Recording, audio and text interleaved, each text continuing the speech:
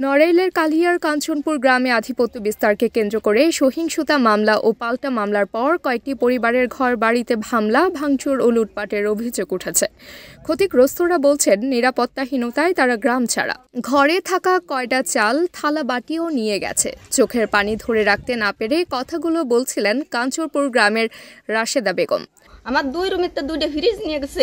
আমার সে যা যা ছিল বাড়ি দুড়াই ভাঙ্গে নেওয়ার মতন আমার বড় বাক্স ভরা মাল জিনিস ছিল, সব কিছু নিয়ে গেছে। আমি আমার বন্ডিতটা আমারটা যত সব ছিল সব কিছু বাড়াই নিয়ে গেছে। কানের তা সবটা তুই ছিল আমার কাছে।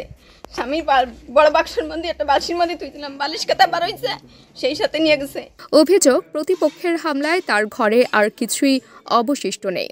গত এপ্রিল মাসে আধিপত্য বিস্তারকে কেন্দ্র করে সংঘর্ষে নিহত হন ফরিদ মোল্লা। এরপর শুরু হয় একের পর এক মামলা ও পাল্টা হামলা। ফরিদের মৃত্যুর ঘটনায় একটি হত্যা মামলা হয়, আর কিছুদিন পর নিহত হন মামলার এক আসামি রফিকুল ইসলাম। এরপর ফের উত্তপ্ত হয়ে ওঠে এলাকা। যার পরে আমাদের বাড়ি এইভাবে ভাঙচুর করেছে, করে আমার মাল সামনা যা ছিল সব নিয়ে গেছে। তারপরে আমার ওই ছোটো বাচ্চারা তারও ওদা বেড়াইছে, পুকুরের মাছ ধরে নিয়ে গেছে, গিল টিল সব নিয়ে গেছে। আমার চাল ধান কিছু নাই, ঘরে সব নিয়ে গেছে। এখন আমি একটু পানি খাওয়ারও আমার কিছু নাই। আমাদের বাড়ি গদ্দর লুটপাট করিয়া নিয়ে গেছে। তারপরে মোটরসাইকেল, পিরিজ, শোকেস ভাঙ্গিয়ে চুরিয়ে লুটপাট করে। হাসান, সোহেল, এইটা মঈন, আরও অনেক লোক ছিল। এরাই আইসে রাত 12টা সাড়ে 12টার সময় আমাদের বাড়ি ভাঙচুর করিয়ে নিয়ে চলে গেছে।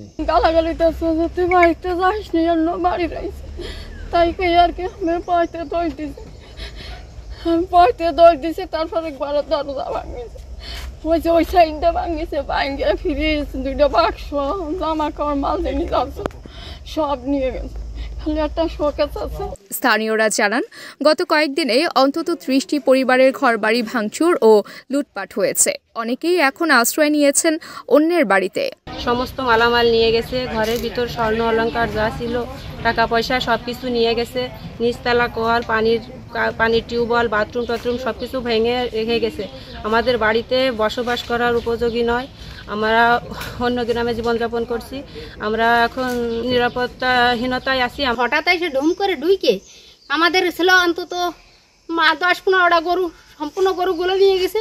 আবার যেভাবে ভাঙচুর করেছে তা তো করার মতো না, সমস্ত মাল সব নিয়ে গেছে। টিভি, ফ্রিজ, ল্যাপটপ, তারপরে মানে সোহেল, তারপরে রানা, সোহেল, সারাফাত, শামীম, হাসান, হুসাইন, তারপরে যে নাসিম, এরা আরও অনেক লোক ছিল।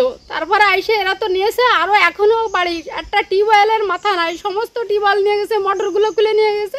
আরও সমস্ত গালাগালি করেছে, আর যা সমস্ত করেছে যে এরকম পেট বাঁধাই দেবো, এই করে দেবো, এই করবো, এগুলো অনেক কিছু বলেছে। করার পরে তো বলেছে, আর তারপরে যে সমস্ত গালি দিচ্ছে এখনও আইসে হুমকি দিচ্ছে। আর কাছে কি বাড়ির তো নাম নেমে যায়, আইসে একটা ইট মারতেছে, ডেলা মারতেছে, এভাবে অনেক নির্যাতন করতেছে। আমরা একটা শান্তি ছিল ফিরে যেতে পাই, আর যাতে আমরা নিরাপত্তা চাই।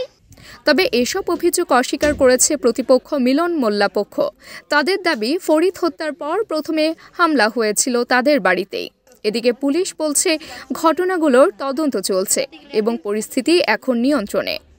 এদিকে কালিয়া থানার ওসি আব্দুল্লাল মামুন জানান, বিভিন্ন ঘটনায় মামলা হয়েছে, আমরা তদন্ত করছি, অভিযোগ পেলে আইনগত ব্যবস্থা নিচ্ছি। এদিকে সহিংসতা আর নিরাপত্তাহীনতায় আতঙ্কিত কাঞ্চনপুরের মানুষ। অনিশ্চয়তায় তারা দিন কাটাচ্ছেন, জানেন না কখন ফিরবে শান্তি। Tabassum Haque, Anika, BMF television news desk.